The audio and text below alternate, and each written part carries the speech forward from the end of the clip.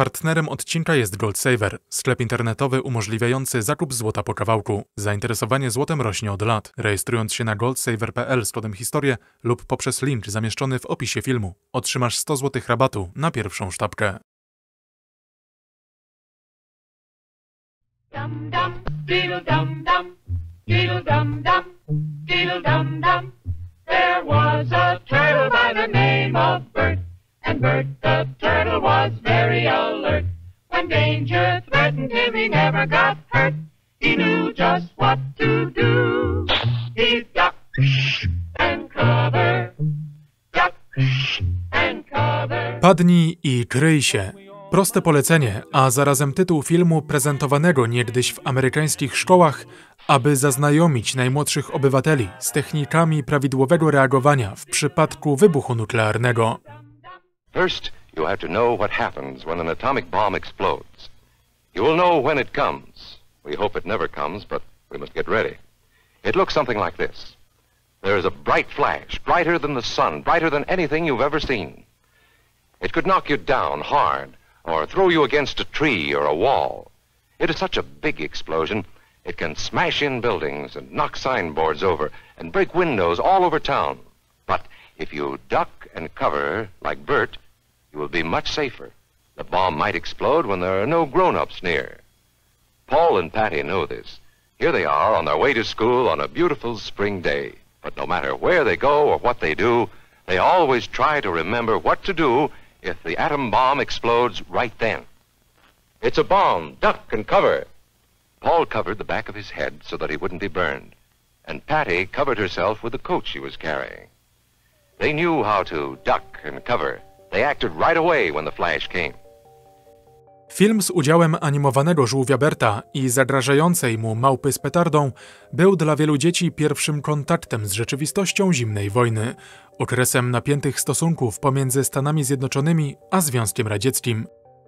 Unikając bezpośredniej konfrontacji zbrojnej po zakończeniu II wojny światowej, oba mocarstwa przystąpiły do rywalizacji na innych płaszczyznach, a wszystko to w atmosferze pełnej propagandy oraz wzajemnego straszenia się atomowym arsenałem. I choć otwarty konflikt nuklearny nie leżał w interesie żadnej ze stron, tak już sama wizja jego wybuchu wzbudzała niepokój, zarówno u przeciwnika, jak i całej międzynarodowej społeczności, zwłaszcza w momentach, gdy po okresie względnego odprężenia relacje na linii Waszyngton-Moskwa znów ulegały pogorszeniu. Yes, let us pray for the salvation of all of those who live in that totalitarian darkness. Pray they will discover the joy of knowing God. But until they do, let us be aware that while they preach the supremacy of the state, declare its omnipotence over individual man and predict its eventual domination of all peoples on the earth, they are the focus of evil in the modern world.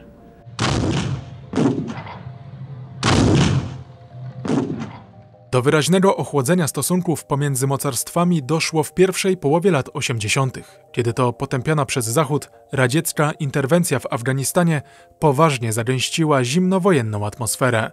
Polepszeniu relacji nie sprzyjała również kwestia obustronnego rozmieszczenia w Europie pocisków balistycznych zdolnych do przenoszenia ładunków jądrowych. To i inne punkty zapalne w połączeniu z antykomunistyczną postawą prezydenta Ronalda Reagana oraz silną nieufnością sekretarza generalnego Jurija Andropowa względem USA przełożyło się na czasy, w których świat po raz kolejny zdawał się balansować na krawędzi konfliktu ostatecznego. I choć trudne realia zimnej wojny wykreowali dorośli, tak ofiarami szerzącego się strachu padły również dzieci. Jedną z nich była Samantha Smith, córka Jane i Artura z niewielkiej amerykańskiej miejscowości Manchester w stanie Maine. Urodzona w 1972 roku, Samantha już od małego przejawiała zainteresowanie sytuacją geopolityczną.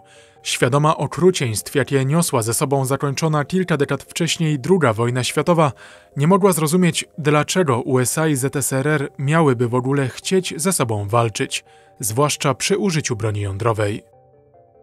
Right now, if you are a magician right now, what you will do? Get rid of the bombs. Get rid of the bombs. Get rid away? destroy them. Destroy. W listopadzie 1982 roku przywództwo w ZSRR po zmarłym Leonidzie Breżniewie przejął wieloletni szef KGB Jurij Władimirowicz Andropow, człowiek, którego amerykański wywiad określił mianem najbardziej skomplikowanego i zagadkowego spośród sowieckich liderów.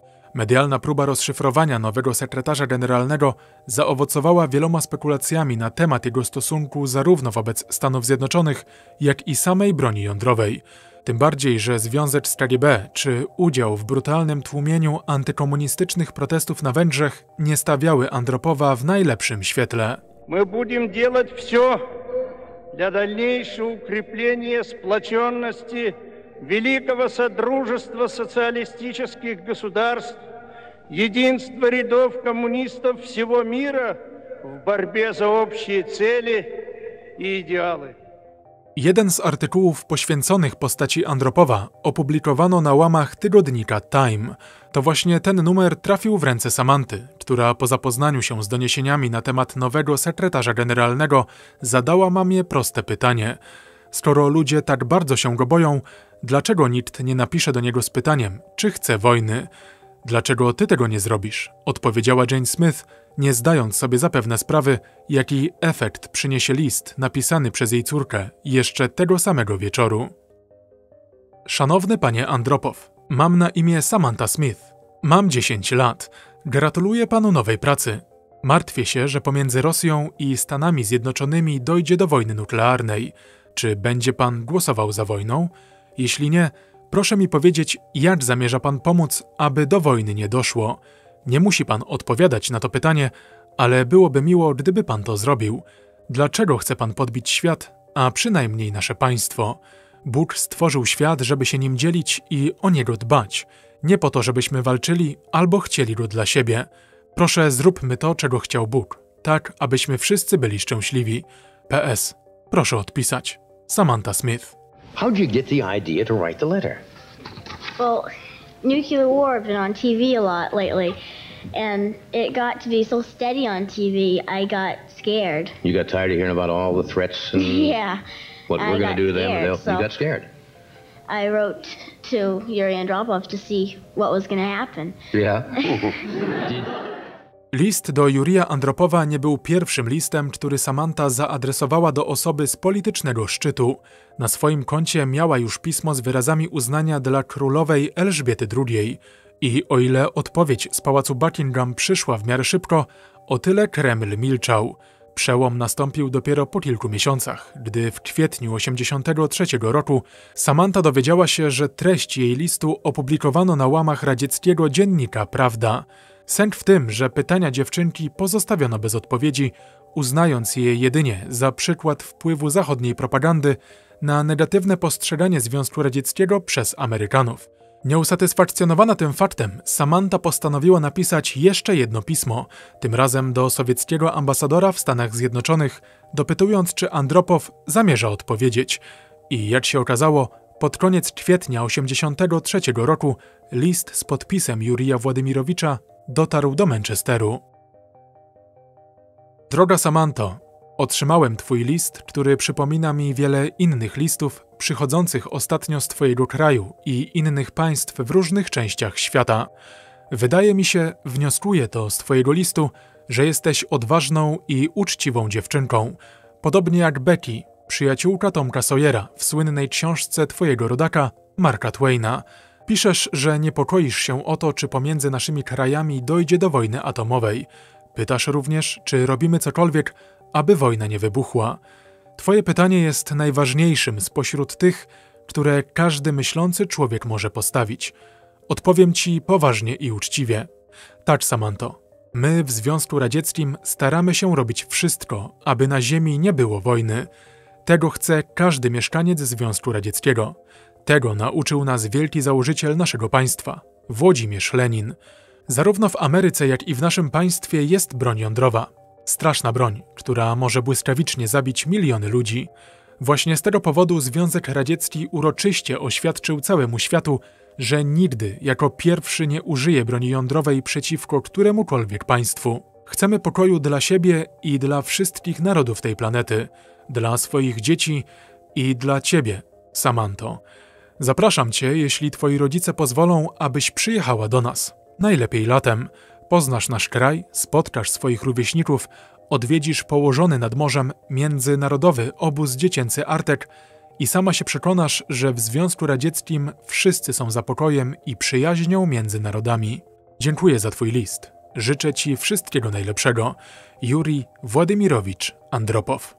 And finally tonight, the story of Samantha Smith, a 10-year-old girl from Manchester, Maine. Earlier this year, Samantha wrote a letter to Soviet leader Yuri Andropov. She congratulated him on becoming head of the Soviet Communist Party and asked him some questions about Soviet attitudes toward the United States. I just hope we can have peace and hope it'll do some good. You gonna write back again? Maybe. How about trying things here at home? Have you ever written to President Reagan? Well, yeah, I might write to him later on. Well, you can bet you're gonna get a reply if you do. I'd try it right away if I were you. Niecodzienna wymiana listów pomiędzy amerykańską uczennicą i radzieckim przywódcą odbiła się szerokim echem. Do Manchesteru zjechali dziennikarze z całego świata, a domowy telefon urywał się od zaproszeń na rozmowy i wywiady. Do najczęściej zadawanych pytań należało to, czy Samantha zamierza skorzystać z możliwości odwiedzenia Związku Radzieckiego. O ile jedni widzieli w tym okazję na niezapomnianą przygodę oraz krok w kierunku ocieplenia stosunków ze Wschodem, o tyle drudzy traktowali całą sytuację jako sowiecką zagrywkę na wybielenie nie najlepszego wizerunku kosztem dziecięcej dobroduszności. Takie podejrzenia wyrażali m.in. urzędnicy Departamentu Stanu Stanów Zjednoczonych, instytucji odpowiedzialnej za politykę zagraniczną i stosunki dyplomatyczne, z którą rodzice Samanthy konsultowali swoje za i przeciw w kwestii możliwej podróży. Zdaniem urzędników historia o amerykańskiej dziewczynce spędzającej beztroskie wakacje w Związku Radzieckim byłaby przede wszystkim paliwem dla tamtejszej machiny propagandowej. Niemniej, pomimo pewnych wątpliwości, rodzina otrzymała zielone światło i już 7 lipca 1983 roku Arthur, Jane oraz 11-letnia Samantha polecieli za ocean.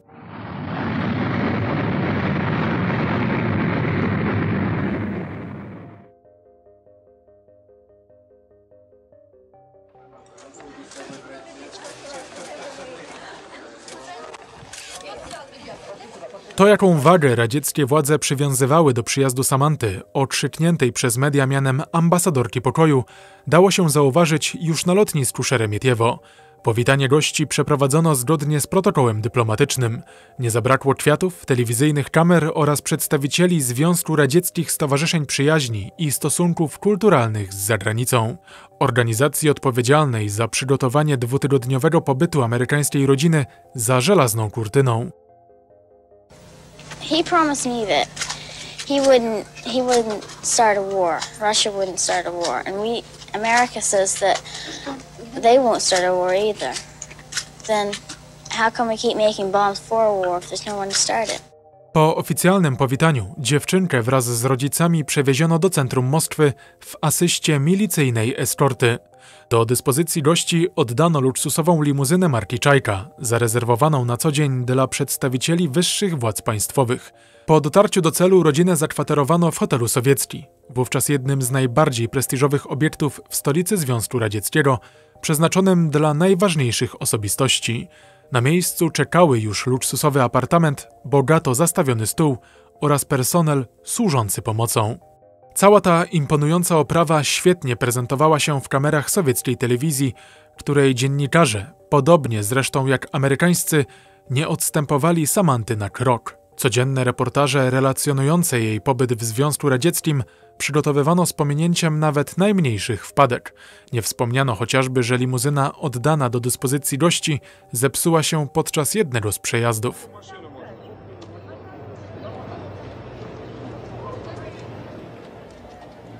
Jednym z pierwszych miejsc, które Samantha, Jane i Arthur zwiedzili w towarzystwie przydzielonych im opiekunów, był Plac Czerwony. W programie wizyty duży nacisk położono na ukazanie Związku Radzieckiego przez pryzmat jego bohaterów, dlatego nie obyło się bez wizyty w mauzoleum Lenina, jak i apartamencie, w którym autor komunistycznej ideologii państwowej ZSRR niegdyś rezydował. Lekcje historii zorganizowano również na cmentarzu przy Murze Kremlowskim, gdzie Samantę zapoznano z życiorysem kosmonauty Jurija Gagarina, oficjalnie pierwszego człowieka w przestrzeni kosmicznej, a więc i symbolu przewagi Sowietów nad Amerykanami w początkowej fazie wyścigu kosmicznego. Co więcej, goście zatrzymali się przed grobem nieznanego żołnierza, aby oddać hołd ofiarom wojny. Amerykanom pokazano również najważniejsze budynki urzędowe, a nawet zorganizowano krótkie spotkanie z pierwszą kobietą w kosmosie, Walentiną Tierieżkową. Powaga i szacunek, z jakimi Samantha wizytowała wszystkie historyczne miejsca, potwierdziły, że w roli małej ambasadorki pokoju sprawdzała się naprawdę dobrze. Niemniej nie zapomniano, że ta ambasadorka była przede wszystkim 11-letnim dzieckiem, dlatego w napiętym harmonogramie nie zabrakło również atrakcji bardziej adekwatnych do jej wieku. Od wizyty w cyrku i muzeum zabawek, przez udział w zajęciach sportowych z radzieckimi zawodnikami, aż po możliwość obejrzenia spektaklu baletowego w Teatrze Bolszoi.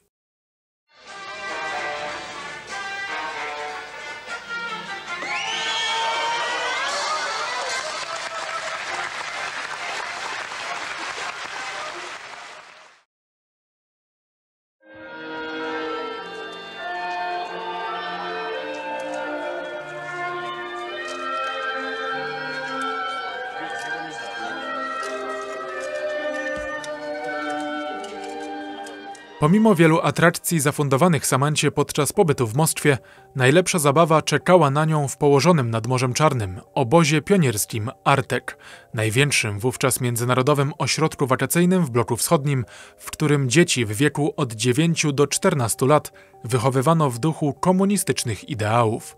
W latach swojej świetności Artek prezentowany był jako jedna z wizytówek Związku Radzieckiego. Malownicze położenie, piaszczyste plaże, muzea, kompleks obiektów sportowych oraz bogate zaplecze socjalne gotowe przyjąć kilka tysięcy dzieci podczas jednego turnusu robiły wrażenie. Zwłaszcza w zestawieniu z nieco bardziej surowymi warunkami amerykańskiego skautingu. Nic więc dziwnego, że obóz chętnie pokazywano zagranicznym gościom jako dowód radzieckiego dobrobytu.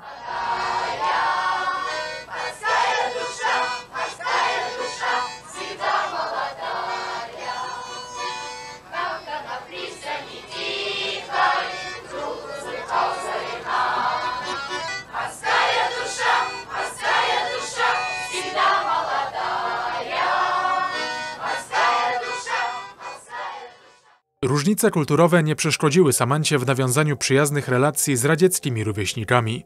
Pobyt w Arteku upłynął jej głównie na wspólnych posiłkach, głośnej zabawie i długich rozmowach. Dziewczynce zorganizowano nawet obozowy mundurek, a także pozwolono spać w jednym pawilonie razem z nowo poznanymi koleżankami. Roztaczaną wokół atmosferę pokoju dopełniła ceremonia, podczas której dzieci wrzuciły do morza butelki z umieszczonymi w środku antywojennymi apelami do światowych przywódców. Opisując swój pobyt w obozie, Samantha wspominała: czasami w nocy rozmawialiśmy o pokoju, choć nie wydawało się to konieczne. Nikt z nich nie pałał nienawiścią do Ameryki. Nikt nie chciał walczyć. Większość z tych dzieci miała bliskich lub przyjaciół, którzy zginęli podczas II wojny światowej. Zresztą samo mówienie o wojnie wydawało się dziwne, skoro tak dobrze się dogadywaliśmy. I chyba o to właśnie chodzi. Skoro możemy zostać przyjaciółmi po prostu lepiej się poznając, to po co tak właściwie nasze kraje się kłócą? Nie ma nic ważniejszego niż pokój, jeśli wojna może wszystko zniszczyć. The kids here and all the people here are really much like Americans, except for the language. And I didn't have any trouble making friends in our tech, let's say, with the children there that spoke English. And I even have one friend, Sveta, that doesn't speak English. Nie ma wątpliwości, że władze Arteka dołożyły starań, aby zaprezentować go jako antywojenną, wolną od propagandy ostoję pokoju, choć nie wszyscy byli co do tego przekonani. Według wspomnień ówczesnej wychowawczyni obozowej, Olgi Sakatowej, na dzień przed przyjazdem gości pracownikom Arteka wydano zakaz kontaktowania się z, i tu cytat, wrogimi dziennikarzami. Na takie miano zasłużył niewątpliwie obecny na miejscu korespondent amerykańskiej telewizji Don McNeil, który swój reportaż na temat pobytu Samanty w obozie uzupełnił o nagrania pochodzące z radzieckiej telewizji, na których pionierzy, szkoleni przez sowieckich oficerów, biorą udział w ćwiczeniach z obsługi broni patrolowania granic i musztry wojskowej. Żadna z tych aktywności nie znalazła się w rozkładzie zajęć przygotowanym dla Samanty, a McNeil swojego postępowania o mało nie przypłacił wydaleniem ze Związku Radzieckiego. Zresztą obiekcje co do szczerości gospodarzy wzbudziła również sprawa zaginięcia niektórych materiałów filmowych nagranych przez amerykańskich dziennikarzy. Według oficjalnej sowieckiej wersji taśmy zawieruszyły się podczas transportu do Moskwy. Nie brakowało jednak podejrzeń, że doszło do tego w wyniku działań KGB. Aktywny udział służb bezpieczeństwa w nadzorowaniu całej wizyty potwierdził incydent, do którego doszło w Arteku. Podczas odpoczynku na plaży ratownik wodny zabrał Samantę na nieuzgodniony wcześniej rejs po morzu. Chwilę później zabawę przerwał oficer KGB, który po podpłynięciu drugą łodzią zrugał chłopaka za nieautoryzowane oddalenie się z dziewczynką. Z drugiej strony nie tylko gospodarze wykazywali się sporą czujnością. Nie bez powodu mundurek Samanty różnił się nieco od tych noszonych przez jej radzieckich rówieśników. Brakowało w nim bowiem zawiązywanej wokół kołnierzyka czerwonej chusty. Rodzice 11-latki nie zgodzili się na ten element w obawie, że sowieckie media mogłyby to przedstawić jako symbol amerykańskiego poparcia dla komunistycznego ustroju. Wygląda więc na to, że w Arteku doszło nie tyle do spotkania reprezentantów dwóch wrogich sobie mocarstw, co raczej dwóch odległych światów.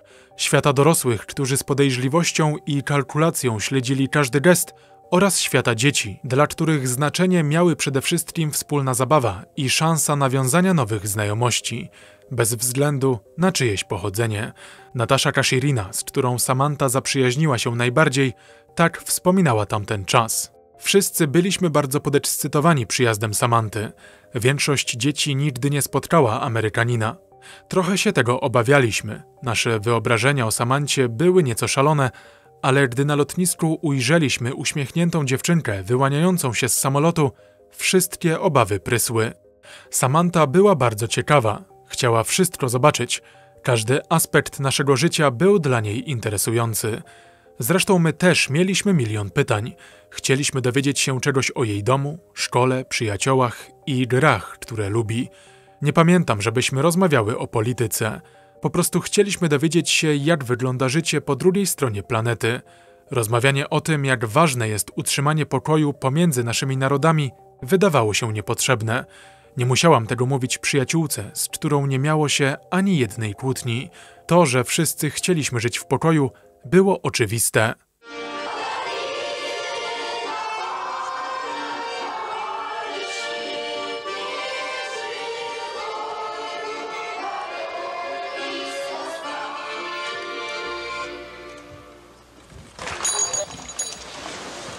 My stay at sea camp in Arctic has been wonderful, very wonderful. I shall miss my new international friends. Мое пребывание в Арктике было очень хорошим, очень хорошим. But we will remain friends across the sea. Let our countries be friends too. Я думаю, что мы останемся друзьями через океаны. Someday I hope to return. I love you, Arctic. Я собираюсь когда-нибудь вернуться в Арктик. Я люблю тебя, Арктик.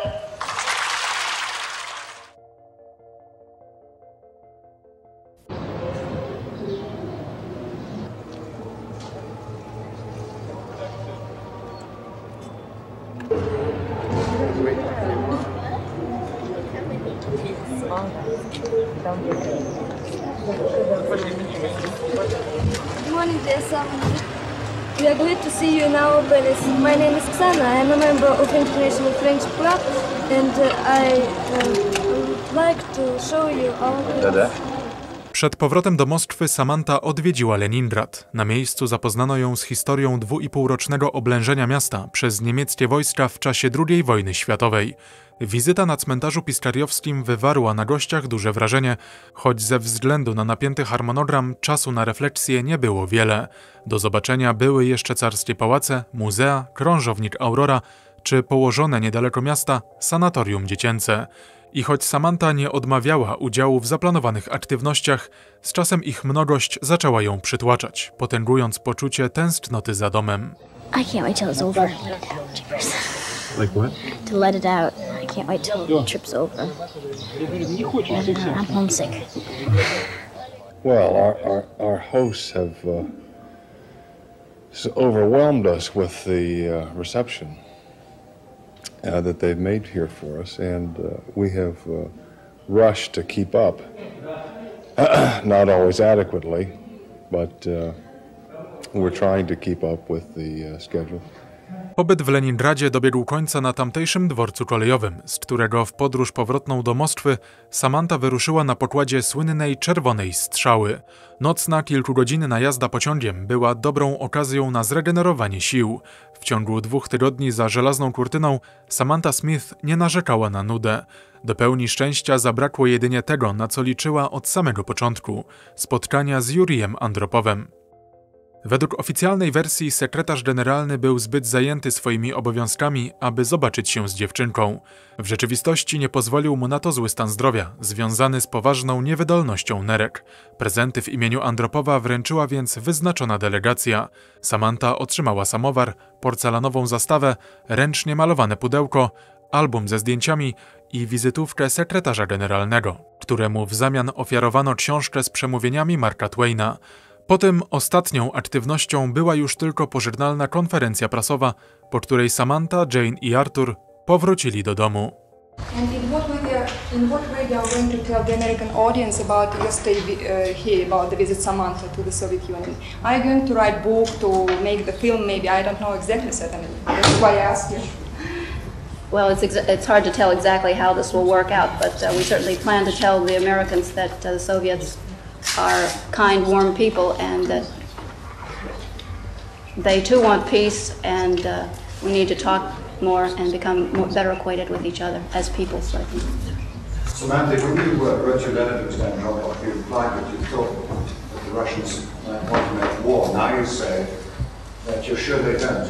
Do you think that Americans have a wrong idea about the Soviet Union? Some of them do. But the people that have been to the Soviet Union have a definite answer of not wanting war at all and wanting peace, just like I do. Samantha, you have certainly captured the hearts of the people of this state, of this nation, and indeed in other parts of the world. And you've done that with grace, with charm, and with a simple but eloquent message of peace. But we are truly very, very proud of you. You've been absolutely outstanding, and you've been an inspiration not only for kids, but for all of the people. Thank you very, very much. Po powrocie do domu Samanthę Smith przywitano jak prawdziwą bohaterkę, a nawet wręczono jej symboliczny klucz do rodzinnego miasta. Mówiono, że swoim podejściem rozbroiła Sowietów, choć wielu Amerykanów wyrażało pogląd, że największym wygranym całej sytuacji był Związek Radziecki, którego kierownictwo doskonale wykorzystało dziecięcą dobroć do odbudowania wizerunku. I think many people have mixed feelings. Some people feel she's being exploited, and others think that if it brings peace, then it's a good thing. I question the validity of the true picture that the Kremlin was painting for this child. And I kind of feel that perhaps the child has been used as a pawn in a game of chess. Ze sporą krytyką zmierzyli się przede wszystkim Jane i Arthur. Zarzucano im naiwność i nierozsądne wplątywanie córki w polityczną grę Związku Radzieckiego. Odpowiadając na to, matka Samanthy stwierdziła: tak, to była dobra reklama dla Związku Radzieckiego, ale była to też reklama dla Amerykanów. Dzięki podróży Samanthy telewizja w Stanach Zjednoczonych po raz pierwszy pokazała bawiące się radzieckie dzieci. Wcześniej pokazywano nam tylko parady z czołgami. I po raz pierwszy ludzie radzieccy zobaczyli, że Amerykanie też mają rodziny. Zresztą o tym, że piękna limuzyna, luksusowy pokój, dobre jedzenie, drogie prezenty i wiele innych zapewnionych jej atrakcji nie miały zbyt wiele wspólnego z codziennym życiem obywateli Związku Radzieckiego, wiedziała również Samantha. Zapytana o to, czy zdając sobie sprawę, że nie pokazano jej całej prawdy, odpowiedziała, że gdyby przyjmowała gości we własnym domu, też nie pokazałaby im zakurzonej piwnicy. That's nice. Did you pick up any Russian at all? A few phrases? Just a little bit. Well, what'd you learn? Spasiba, очень хорошо, хорошо. Yeah? I don't know what any of those words mean. Bolshoi. Bolshoi ballet? You know what bolshoi means, really? Great. Yeah, great or big. That's all it You means. said you didn't know any Russian. No, I didn't. I knew what it meant.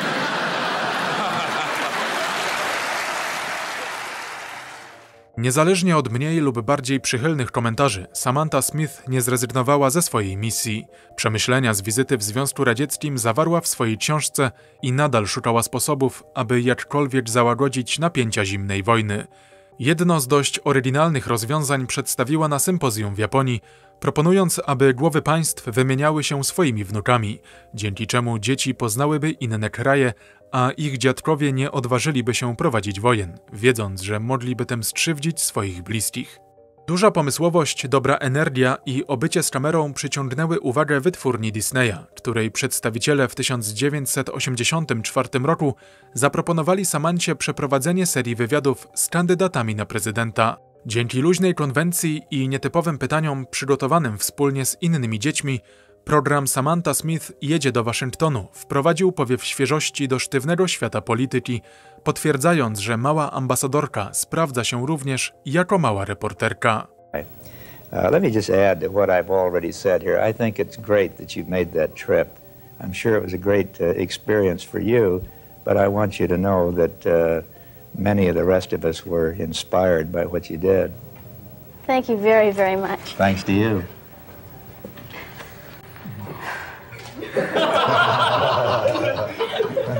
We may edit that. You were great. Rosnąca popularność nastolatki z Manchesteru przełożyła się także na propozycje niekoniecznie związane ze światem polityki. W 1984 roku Samantha wystąpiła w popularnym sitcomie Charles in Charge, a niedługo później rozpoczęła pracę na planie serialu Lime Street, wcielając się w jedną z głównych ról. Pełna przygód droga, którą Smith przebyła od czasu napisania listu do Jurija Andropowa, dała podstawy ku temu, aby wierzyć, że ma przed sobą jeszcze sporo do zrobienia. Jedni wróżyli karierę polityczną, inni stawiali na pracę w mediach. Potencjalnych scenariuszy na przyszłość było wiele, a jednak żaden z nich nie był jej pisany. Samantha Smith, we knew her as a bright young schoolgirl from Maine who gained international attention when she wrote Soviet President Yuri Andropov. She told him of her fears about war, and he in turn invited her to Moscow, and she went. Last night, 13-year-old Samantha, America's youngest goodwill ambassador, was killed in a plane crash, along with her father and 6 others. Wieczorem 25 sierpnia 1985 roku, w odległości zaledwie około kilometra od pasa startowego lotniska Auburn w stanie Maine, rozbił się niewielki samolot pasażerski linii lotniczych Bar Harbor. Śmierć poniosły wszystkie z 8 osób znajdujących się na pokładzie, w tym 13-letnia Samantha oraz jej ojciec Arthur. Tamtego dnia wracali do domu po zakończeniu zdjęć na planie serialu. Według raportu Narodowej Rady Bezpieczeństwa Transportu prawdopodobną przyczyną katastrofy był błąd niedoświadczonego pilota, który lecąc w ograniczających widoczność warunkach pogodowych zahaczył samolotem o drzewa podczas nieustabilizowanego podejścia do lądowania. Wiarygodność oficjalnej wersji podważona została przez radziecką prasę, której dziennikarze doszukiwali się w katastrofie celowego działania. Według tej teorii wypadek został sfingowany przez CIA, aby uniemożliwić Samancie dalsze budowanie pozytywnego wizerunku Związku Radzieckiego w Stanach Zjednoczonych. Rzekomym dowodem na to, że sprawa mogła mieć drugie dno, miał być fakt, że w chwili wypadku radar naziemny nie działał prawidłowo, co utrudniło kontrolerom dokładne śledzenie samolotu. Narodowa Rada Bezpieczeństwa Transportu potwierdziła, że do usterki rzeczywiście doszło, jednak wskazano, że nie miała bezpośredniego wpływu na zaistnienie katastrofy. Jeszcze inne niepotwierdzone doniesienia mówiły o groźbach, które Smith miała otrzymywać przed śmiercią. Co prawda do domu Samanty przychodziły również listy, które można określić jako niepokojące, jednak nie ustalono, aby miały związek z katastrofą. Niemniej autorem niektórych z nich był niejaki Robert Bardo, ten sam, który kilka lat później dokonał morderstwa aktorki Rebecki Schaffer. Zanim do tego doszło, Bardo planował śledzić, a nawet spotkać się z Samantą, jednak z powodu jej przedwczesnej śmierci nie zdążył tego zrobić. Samantha couldn't accept man's inhumanity to man. She stood fast in the belief that peace can be achieved and maintained by mankind. Śmierć Samanthy Smith poruszyła miliony ludzi po obu stronach żelaznej kurtyny. Obywateli dwóch krajów, które przez dziesięciolecia patrzyły na siebie z wrogością, połączył ten sam ból. Listy przepełnione smutkiem i wdzięcznością napływały do Manchesteru z całego świata. Kondolencje dla Jane Smith, która w ciągu jednej chwili straciła męża i córkę, złożyli prezydent Ronald Reagan oraz sekretarz generalny Michail Gorbaczow. Kontynuując dzieło Samanty, jej matka założyła fundację wspierającą wymianę młodzieży pomiędzy USA i ZSRR. Dzięki niej szkolni koledzy Samanty odwiedzili Artek, a do Stanów przyjechały dzieci z terenów dotkniętych katastrofą w Czarnobylu. Z kolei w Moskwie powstało Centrum Dyplomacji Dziecięcej imienia Samanty Smith, które początkowo promowało ideę porozumienia między narodami, a po rozpadzie Związku Radzieckiego zajęło się przygotowywaniem dzieci do podjęcia nauki w zagranicznych szkołach. Historię małej ambasadorki pokoju upamiętniają pomniki po obu stronach oceanu. Imię Samanty nadano między innymi odmianie tulipana, szczytowi górskiemu na Kaukazie, diamentowi znalezionemu w Jakucji, a także asteroidzie odkrytej przez radzieckich astronomów. Co więcej, w stanie Maine pierwszy poniedziałek czerwca obchodzony jest oficjalnie jako Dzień Pamięci Samanty Smith. Co ciekawe, jej radziecką odpowiedniczką miała być 11-letnia Katia Łyczewa, która w 1986 roku przybyła do Stanów Zjednoczonych, aby zwiedzić kraj i spotkać się z prezydentem Reaganem. I choć to wydarzenie również odbiło się szerokim echem, tak nie wywołało już takiego poruszenia jak historia Samanty. Nie była to bowiem opowieść o dziewczynce, która w trosce o dobro świata postanowiła napisać list do przywódcy atomowego mocarstwa.